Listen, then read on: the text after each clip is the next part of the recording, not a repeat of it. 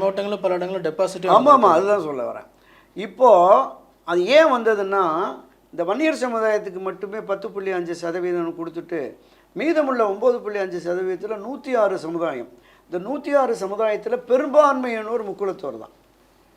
அவங்க மத்தியில் இது மாதிரி திட்டமிட்டே இவர் நமக்கு இந்த தென் மாவட்டங்களில் புறக்கணிச்சிட்டாரு.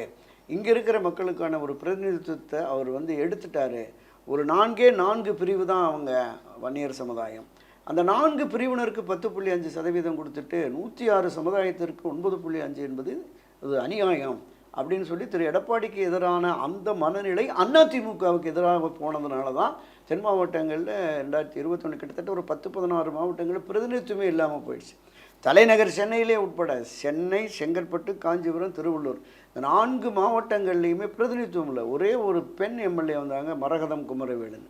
அந்தளவுக்கு ஒரு மிக மோசமான படுதோல்வியை அடைந்த சூழலில் கொங்கு மண்டலத்தில் கணிசமான இடங்களில் வெற்றி பெற்றதனுடைய விளைவாக இவர் கட்சியை தன்னுடைய ஆதாயத்திற்காக, தன்னுடைய சுயநலத்திற்காக கொங்கு மண்டல கட்சியாக மாற்றிவிட்டார் என்கிற அந்த விமர்சனம் என்பது இருந்தது.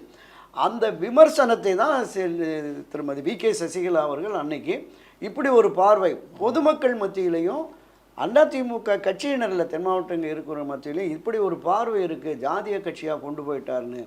அண்ணா திராவிட முன்னேற்ற கழகம் என்பது தொடக்க முதலே ஜாதி மத இன பேதமற்ற கட்சி. அந்த நிலைப்பாட்டை தான் புரட்சித் தலைவர் எம்ஜிஆர், செல்வி ஜெயலலிதா எடுத்திருந்தார். அவங்க அந்த பாதையில் தான் பயணித்தாங்க. ஸோ அதே பாணியில் அதே பாதையில் நான் பயணிப்பதற்காக வந்திருக்கிறேன், எல்லோருமே சமம் என்று. இப்போ இந்த பக்கம் இருந்து என்ன சொல்கிறாங்க அப்படின்னா, முக்குளத்தோர் கட்சியாக அந்த கட்சியை கொண்டு போயிட்டாங்கங்கிறான். ஏன்னா திரு ஓபிஎஸ், திருமதி சசிகலா, டிடிவி தினகரன் எல்லோருமே அந்த முக்குளத்து சமுதாயத்தை சார்ந்தவர்கள் தான்.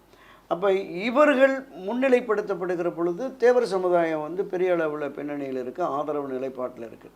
எனவே இப்படி ஒரு விமர்சனம் இருக்கிறது. இந்த இரண்டும் ஒன்றுபட்டு விட்டால் எந்த பிரச்சனையுமே இல்லை. எல்லோருமே மறுபடியும் அந்த ஜாதி மதமற்ற ஒரு இயக்கமாக அதிமுகவை கொண்டு போவதற்கு கூடுதல் வாய்ப்பு இருக்கிறது.